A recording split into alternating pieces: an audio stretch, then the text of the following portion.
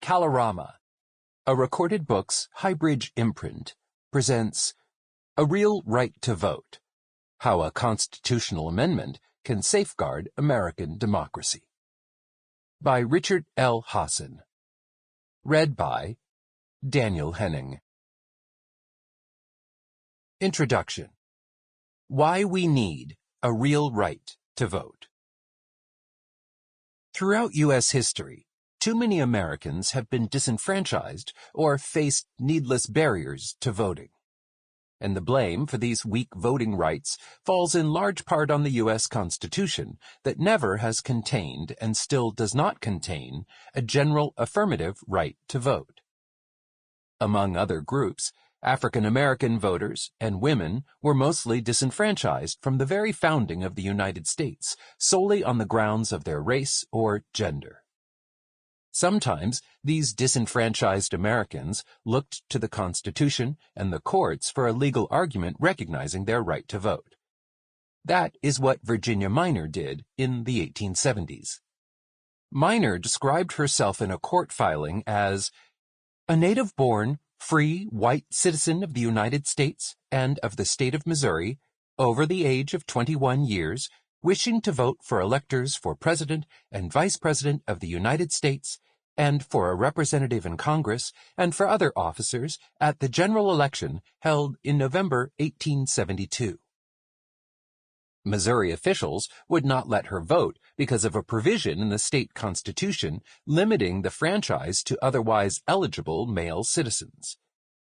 Minor argued in an 1874 Supreme Court case, Minor v. Happersett, that her disenfranchisement by Missouri violated the then recently ratified 14th Amendment of the U.S. Constitution, which barred states from making or enforcing any law which shall abridge the privileges or immunities of citizens of the United States.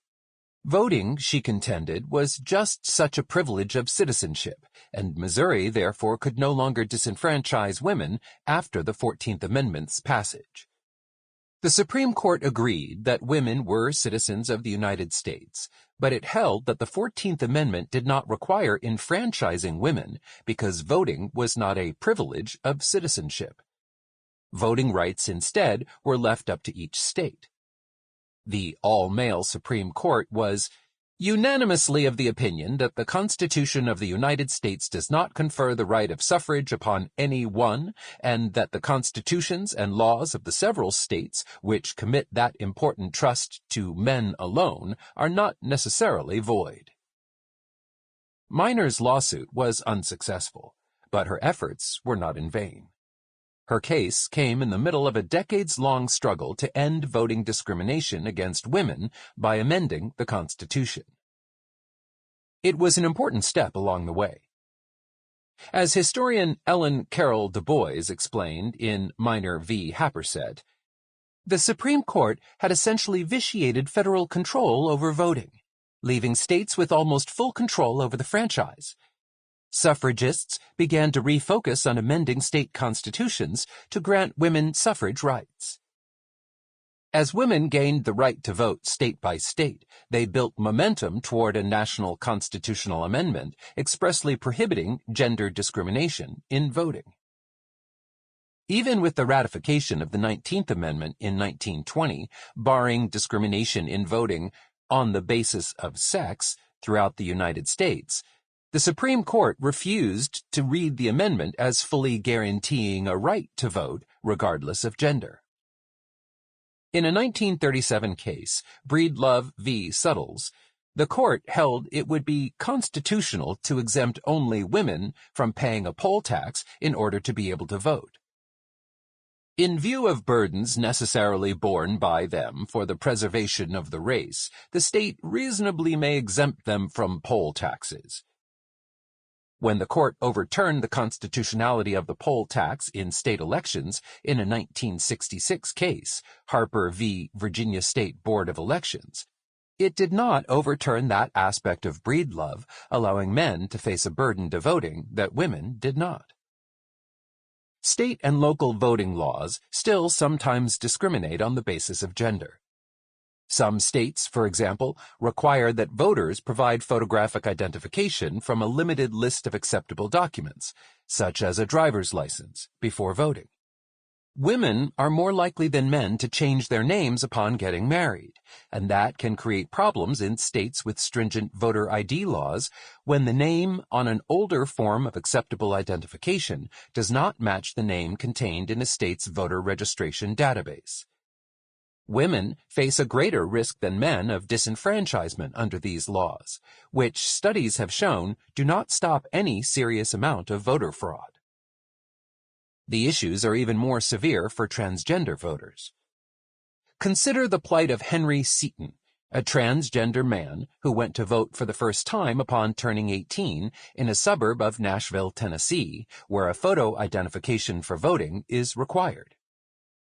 According to an NBC News report, Seaton showed his state ID, but the poll worker gave him a confused look and called over another poll worker to look at Seaton's identification.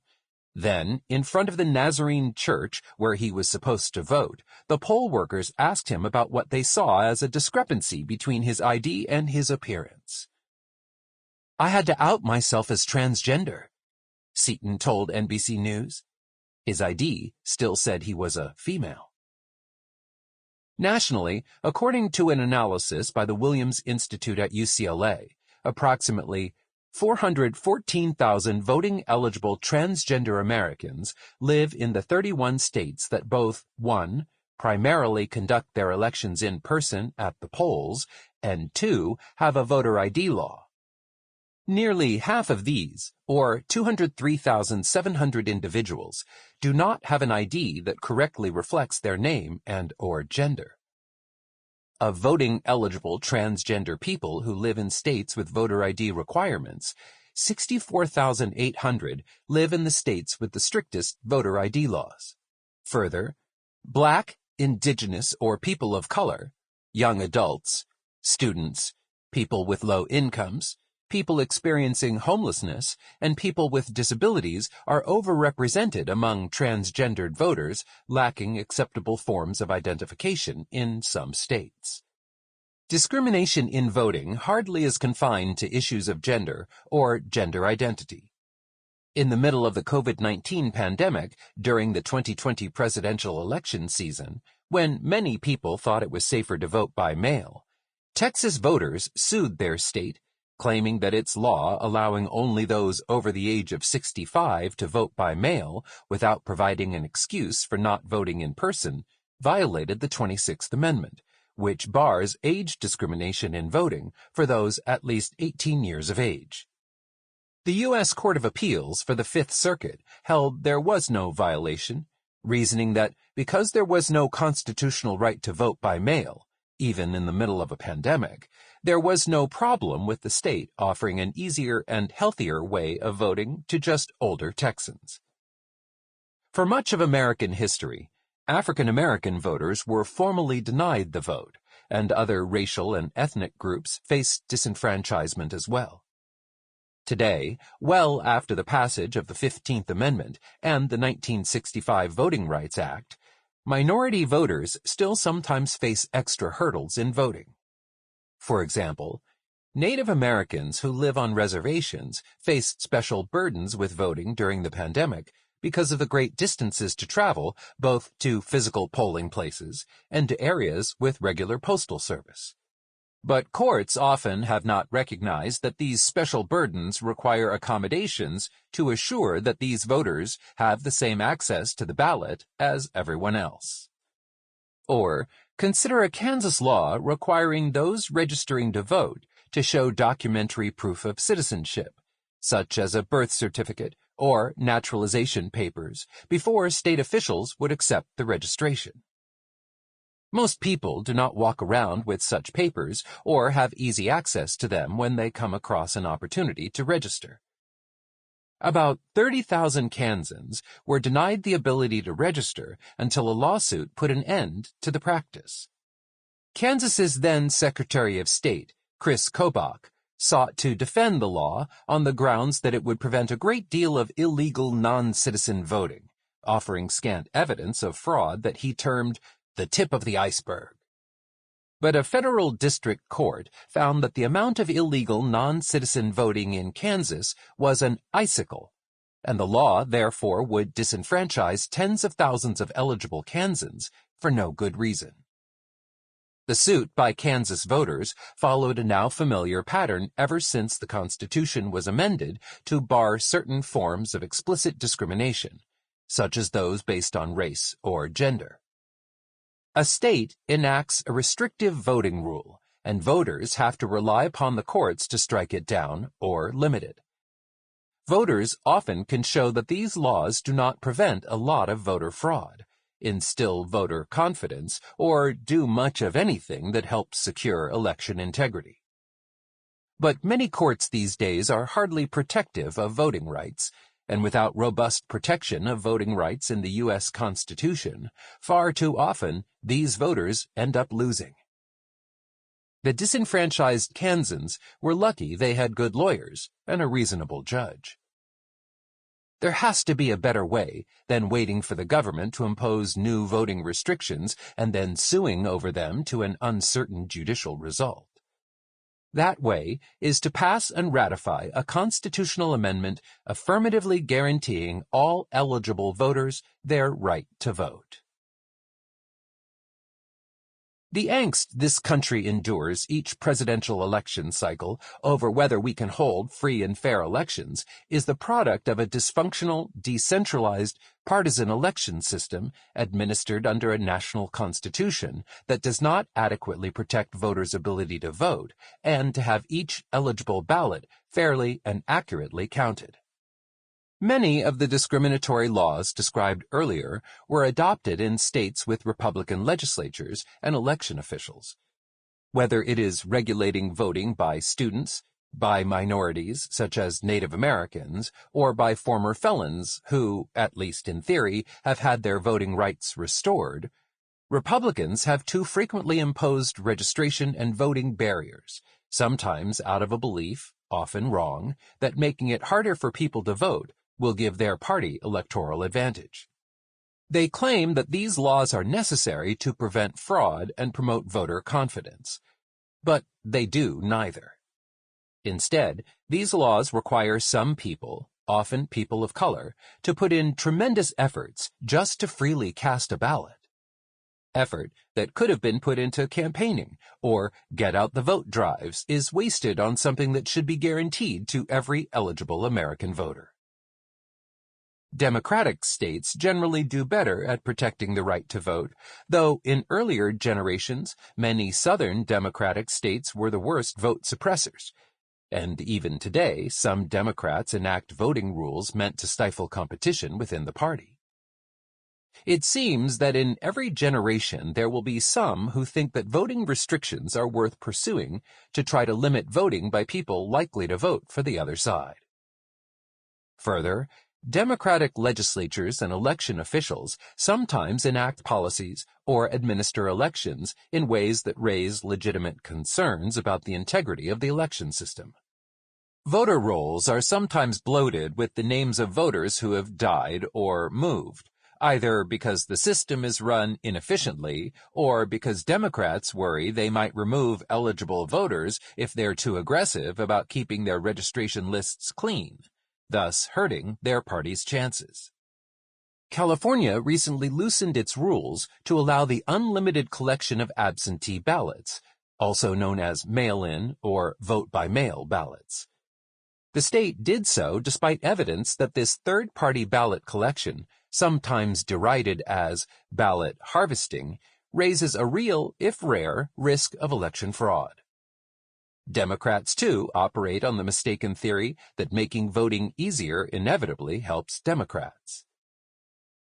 In addition to state divisions over proper voting rules, we now face new challenges. When Donald Trump emerged on the political scene during the 2016 election season, he introduced a whole new set of concerns about the resilience of the U.S. election system. He stoked Republican fears about election fraud and convinced many of his supporters, despite all evidence to the contrary, that the system was rigged against Republicans and against Trump in particular. The matter caused a national crisis in 2020 when Trump lost in his presidential re-election bid to Democrat Joe Biden and falsely claimed that Democrats stole the election from him. Trump came far closer than many people realize to blocking Biden from assuming the presidency by exploiting weaknesses in the set of uniquely American rules for choosing the president via the Electoral College. This risk of election subversion remains real and serious, although the risk somewhat lessened in 2022 with the defeat of election denialist candidates in swing states and the passage of new federal legislation governing the counting of Electoral College votes. Throughout all of these skirmishes in what I've called the voting wars, courts have been called upon to assure that we have fair elections. Yet courts have not been the great protectors of voting rights that we might hope for, even as they did what was necessary to thwart Trump's attempts to subvert the 2020 election. Indeed, in recent years, courts have been the last place that voting rights activists have wanted to be to protect the right to vote, because the conservative Supreme Court has been actively hostile to both constitutional claims and to many claims under federal statutes, most importantly, the Voting Rights Act. Part of the reason for the lack of success in voting rights claims before the judiciary is the Constitution itself. Many Americans assume that the Constitution includes an affirmative right to vote, but shockingly, it does not. It stipulates no right of any person to vote for members of the House of Representatives, the Senate, or the President. The United States stands in marked contrast with many other countries whose constitutions affirmatively guarantee the right to vote. Article 1 guarantees a popular vote for the House of Representatives, but the provision enfranchises only those who are qualified under state law to vote for the state's most numerous legislative house.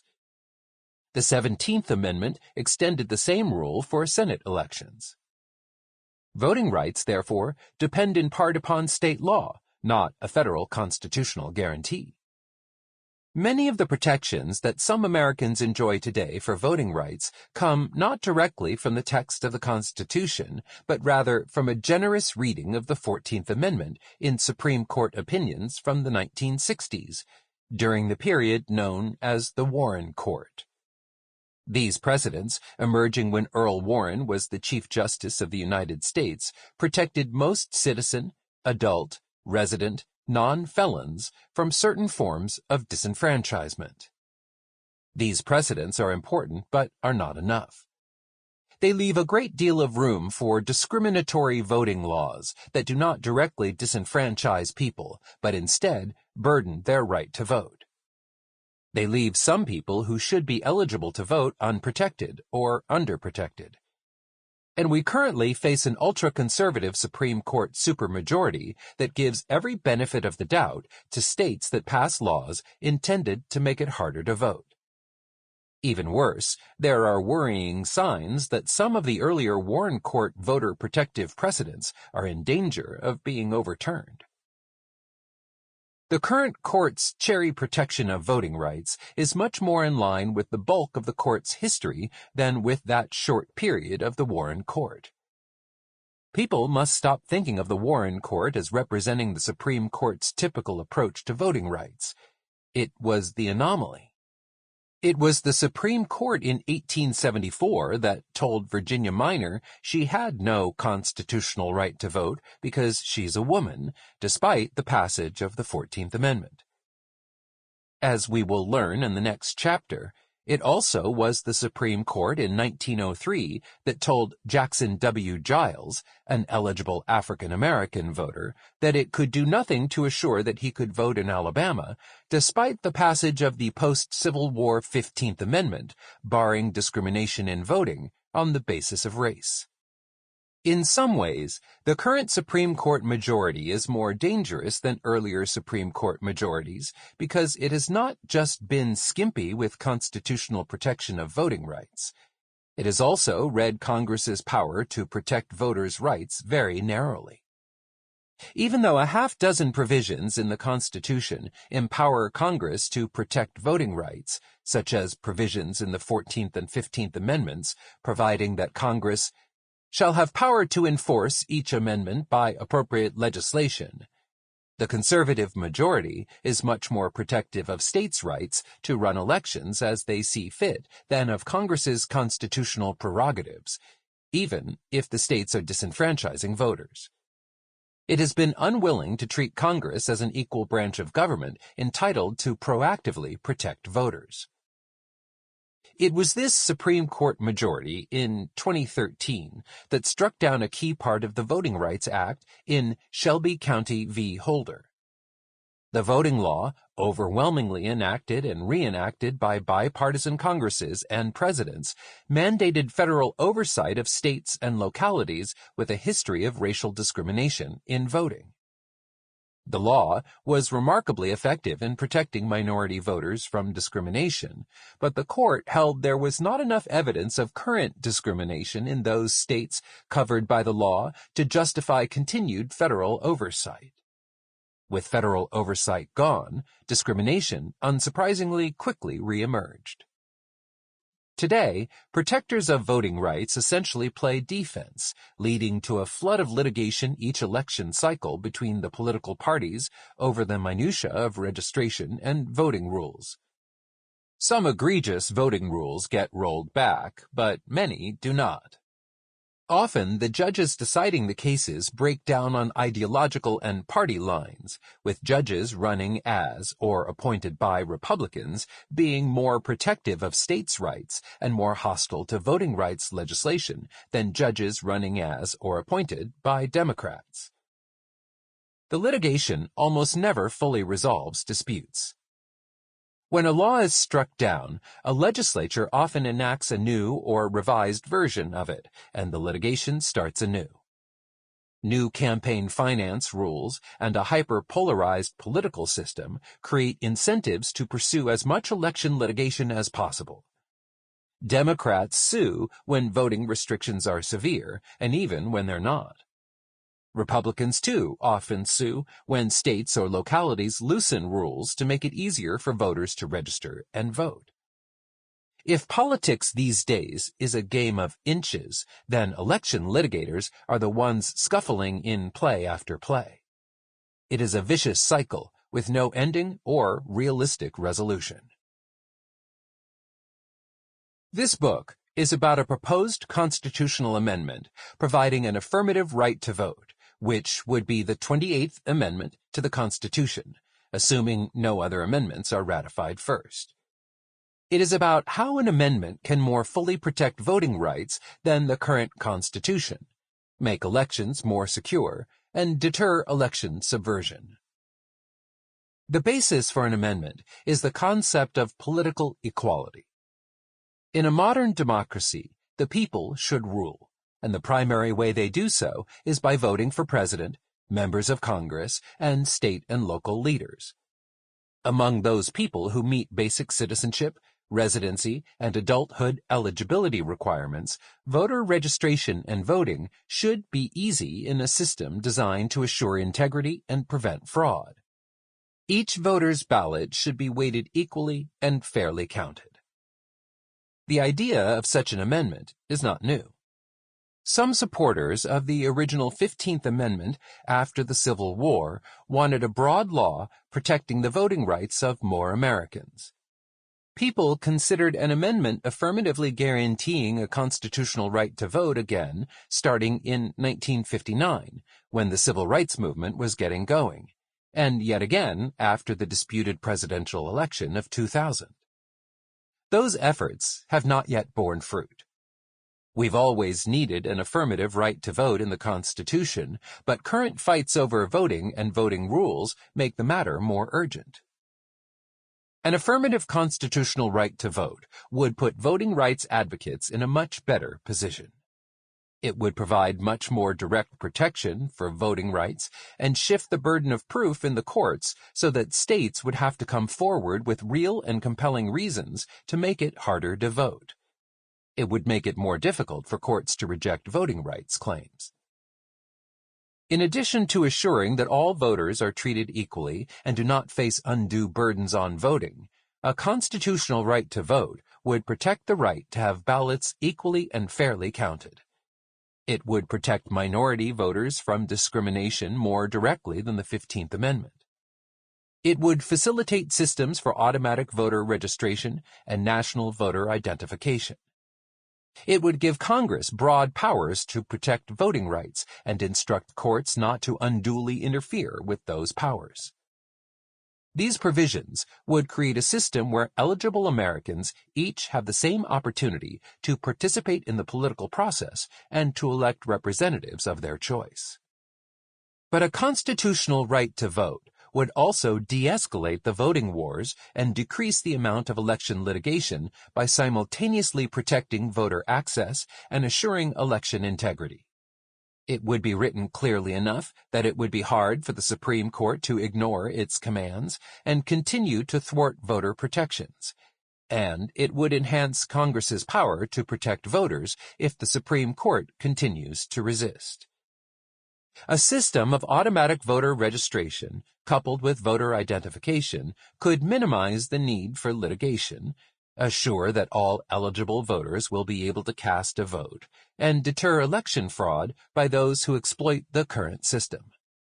And it would do so without mandating a federal takeover of the election process.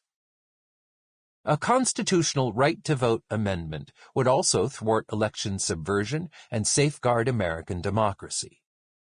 An explicit guarantee of the right to vote for president, for example, would moot and obviate any attempts to get state legislatures to override the voters' choice for president through the appointment of alternative slates of electors, as Trump and his allies tried to do in 2020.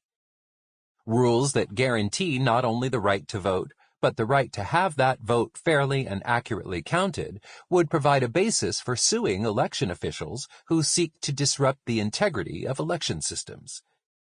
Leaks of voting system software or an administrator's lack of transparency in counting ballots could become constitutional violations that voters could remedy by suing. In short, a constitutional right to vote would protect core voting rights while simultaneously dealing with some of the particular pathologies of the electoral system that have served to make the United States a laggard rather than a world leader on the question of democracy. It is possible to promote election integrity and fairness for voters while preserving much of our decentralized system for running elections. Listeners who've gotten this far into this introduction and who are sympathetic to its mission are nonetheless likely to think that calls for a constitutional amendment are futile. The skepticism is well-founded. After all, even when Democrats controlled the presidency, the House of Representatives, and the U.S. Senate in 2021 and 2022, they could pass neither a comprehensive set of voting reforms known as the For the People Act, nor the John R. Lewis Voting Rights Advancement Act to update the Voting Rights Act and reverse the Supreme Court's Shelby County decision. While those bills passed the House and got a bare majority vote in favor in the Senate, they could not overcome the Senate filibuster, and at least two Democratic senators, Joe Manchin of West Virginia and Kyrsten Sinema of Arizona, refused calls to eliminate the filibuster to pass the legislation. Moreover, passing a constitutional voting rights amendment would be much harder than enacting legislation. It would require 2/3 affirmative votes of both houses of Congress and ratification by 3/4 of the state legislatures. The last voting-related amendment to be ratified was the 26th Amendment, lowering the voting age to 18 in 1971, before most of the current U.S. population was born. Since then, American politics has become much more polarized, and the prospects of any constitutional amendment gaining supermajority support in both Congress and the states seems fanciful, much less one on as charged a subject as voting rights. For 3 reasons, however, I believe that pursuing a constitutional right-to-vote amendment makes sense, especially now.